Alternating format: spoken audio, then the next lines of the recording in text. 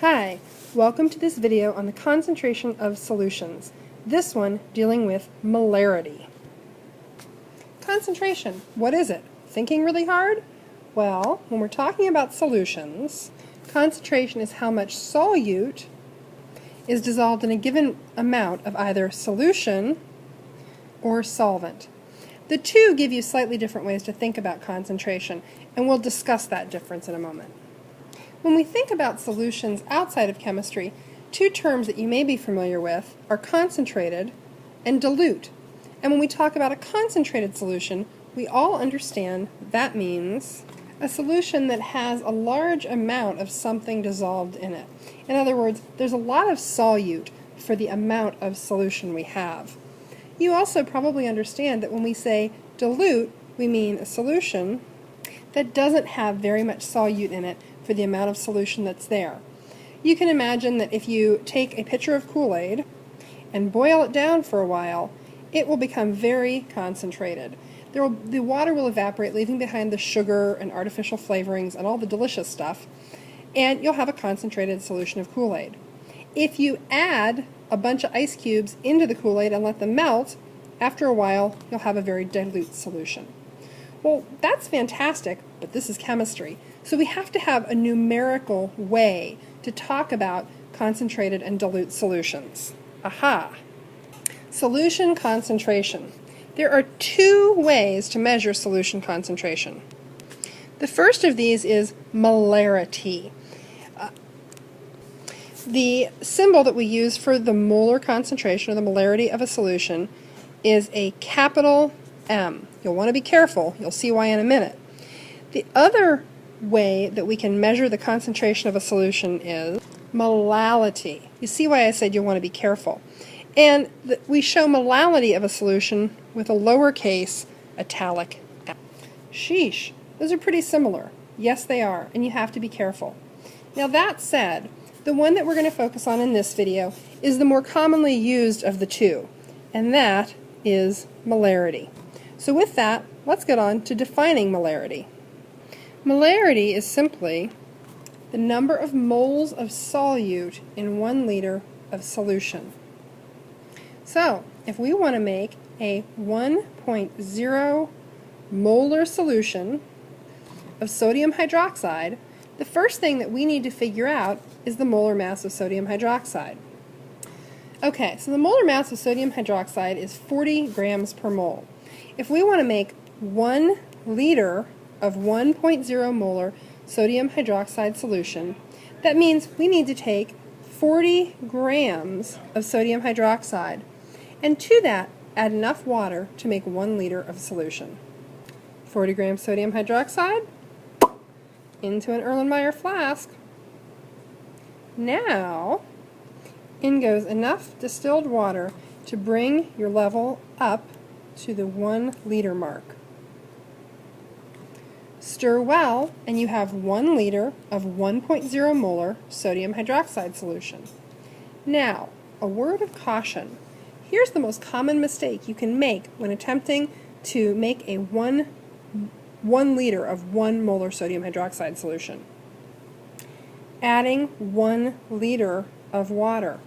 If you add 1 liter of water to your solute, your actual solution ends up having a volume of more than 1 liter. And it is less concentrated than the solution you intended to make, and more dilute. So remember, don't add a liter of water. Add enough water to bring your solution up to the 1 liter mark. Okay, let's do a little bit of practice. At its most basic, the formula for molarity is simply molarity is equal to the amount of solute divided by the volume of solution. The molarity is in units called molarity, or molars, and the amount of solute has to be in moles. It cannot be in grams. The volume of solution has to be in liters. It cannot be in any other units. The units really matter here, so be careful, check your units, and if you're given things in other units, make sure you do your conversions first. Let's say you're given 2.75 liters of a solution and told that it contains 127.6 grams of sodium chloride. What you'd like to know is what's the molarity of the solution? Well, how do we start? We start with our basic equation. Let's do some rearranging. Well, actually, she said sheepishly, we don't even have to rearrange this one. What we do have to do is figure out how many moles of sodium chloride we have. Then we can plug everything in and solve it as is. Let's start with a factor label with our given. We have 127.6 grams of sodium chloride, and we know that every 1 mole of sodium chloride contains 58.44 grams of sodium chloride. Now, let's solve for moles. Okay, so we get a raw answer of 2.18346, etc., moles of sodium chloride. And we're going to leave that alone for now, because don't forget, we never want to take sig figs until after we're all done. We'll shrink this and plug in our numbers. Okay, the raw answer we get is 0.793976728, etc., molar. So when we take sig figs, we're going to say that this is a 0.794 molar solution of sodium chloride. And if you were labeling a flask or something in the lab, you would typically write this with the number, the abbreviation capital M, and then the compound that was in solution. Unless otherwise stated, we typically assume that it's an aqueous solution, that is, a solution in water. Okay, let's come at this from another angle. Let's say you are given 250 milliliters of 0.10 molar ammonium nitrate. What we'd like to know is how many grams of ammonium nitrate are present in this solution. Well, again, we're going to start with our basic equation. The molarity is equal to the number of moles per liters of solution. We have the molarity and we have the volume. We want grams, which means we're going to have to go through moles. So let's rearrange to solve for moles. Easy breezy. Molarity times the volume of solution in liters will give you the number of moles of solute that are present. Let's plug in the numbers. Oh no, why did I stop? Well, we have a small problem with our given, and I want to draw your attention to it. Notice that the volume of solution we were given is in milliliters. If you plug that number into this equation, you'll get a wildly inaccurate answer. So we have to convert that 250 milliliters to liters first. If you can do it in your head, fantastic. If not, we'll set up a small factor label. There we go, 0.250 liters. Now we're ready to multiply and get a raw number. We have a very small number of moles of ammonium nitrate in this solution, which we would expect. It's 1/10 of a molar solution. It's pretty dilute. Now, what we were asked is how many grams of sodium nitrate we have. So, what do we need to do to get from moles to grams? Factor label. We start off with our given, and this will be a one-step factor label because we only need to go from moles to grams. So, we know that for every 1 mole of sodium or ammonium nitrate, we have 80.06 grams of ammonium nitrate. We get a raw answer of 2.0015 grams of ammonium nitrate. And as I said, it's a tiny, tiny amount. Now, how many sig figs do we have, and what's our final answer? If we go back to our given, we had 4 sig figs in that measurement, but we only had 2 in the molarity of the solution. So 2 will be the limiting number of sig figs, and we would express our final answer as 2.0 grams of ammonium nitrate. Okay, one more practice problem. Let's say you're running a reaction involving potassium bromide. Good stuff. Well, for the reaction you're running, you need 16.5 grams of potassium bromide. Unfortunately, when you go to look in the chemical supply, all you have is a 0.20 molar solution of potassium bromide. In order to get 16.5 grams of potassium bromide to run your reaction, what volume of solution will you need? How many liters of this stuff? Okay, Where to start? Well, with our basic equation for molarity, of course. So we have the concentration, we have the number of grams that we need, and we're looking for the volume in liters. But wait a second, we don't know how many moles of potassium bromide we need. So we can't start with this. We're going to have to start with a factor label that takes us from grams of potassium bromide to moles of potassium bromide. Okay, easy enough. Okay, so we start with our given, a mass of potassium bromide, and we know that in every 1 mole of potassium bromide, there are 119.0 grams of potassium bromide. Raw answer, 0.138655462 moles of potassium bromide. Are we going to round that? Not yet. We won't take our sig figs till the very end. Now we're ready to use our equation for molarity. So we have the molarity, we now have the number of moles, and we want to solve for the volume. You can do your algebra any way you want, but if you tend to struggle with it, by all means do it the long way. So L equals number of moles divided by the molarity, or the concentration of the solution. Let's plug some numbers in. So we have our 0.1386, etc. moles of potassium bromide needed, divided by the 0.20 molar potassium bromide solution. Our raw answer for volume is 0.69327731 liters. Now, how many sig figs can we have?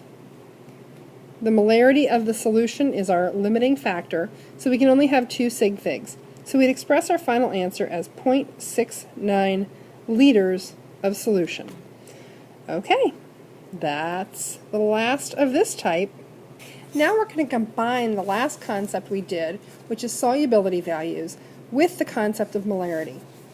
Let's say that we have a solution of sodium bromide. You will need a solubility table for this, or I've provided you with the example here of sodium bromide.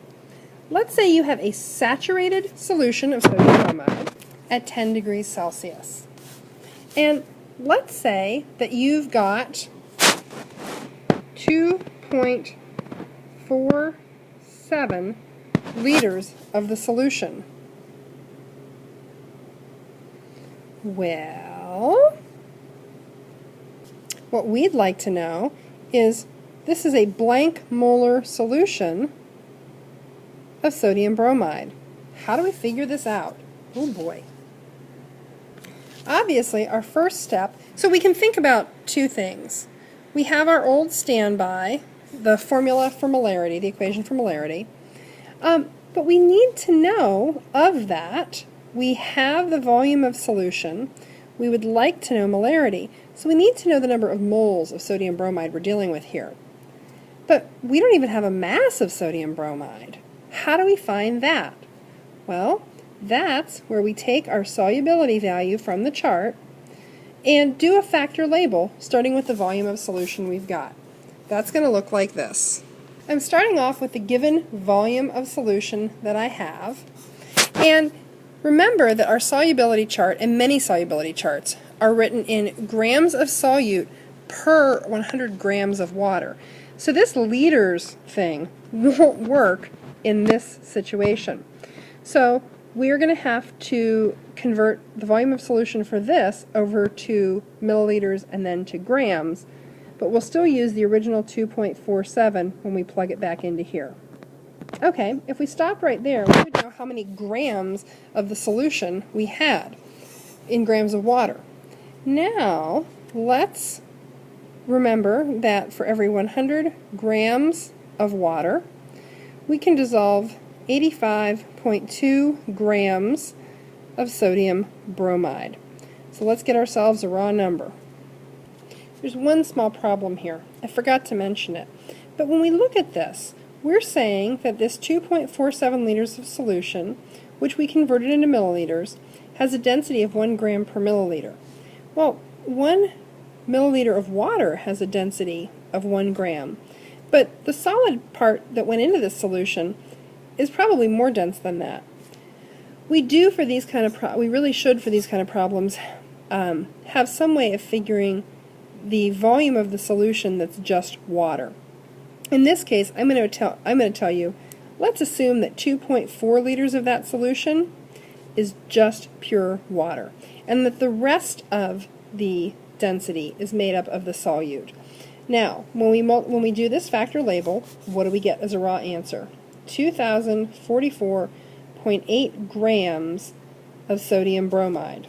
Okay, so that's how many grams of sodium bromide should be in this solution. Now we can figure out how many moles that is, and then we're ready to figure out the molarity of the solution. So we have our 2,044.8 grams of sodium bromide, and we know that every 1 mole of sodium bromide has a mass of 102.89 grams. Let's do the math. 19.8736, etc., etc., etc. moles of sodium bromide. That's a lot of sodium bromide. Now, we'll go ahead and put that back into the molarity equation. We'll set this off to the side. And remember, we're not going to take our sig figs until the very last step. So we're back to our basic molarity equation. And the molarity of this solution is going to be equal to the number of moles, in our case, 19.873, etc., etc., etc., divided by the volume of the solution. And we are using the entire volume of the solution. Because remember, molarity looks at the amount of moles of solute in the volume of the entire solution. So we want to make sure we use that 2.47 liters. Okay, let's get a raw number.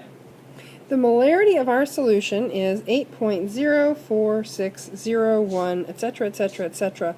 molar. Now, compared to the solutions that we've been talking about, 0.10, 0.20, this is some pretty concentrated solution. And in fact, a saturated solution of anything typically is pretty concentrated.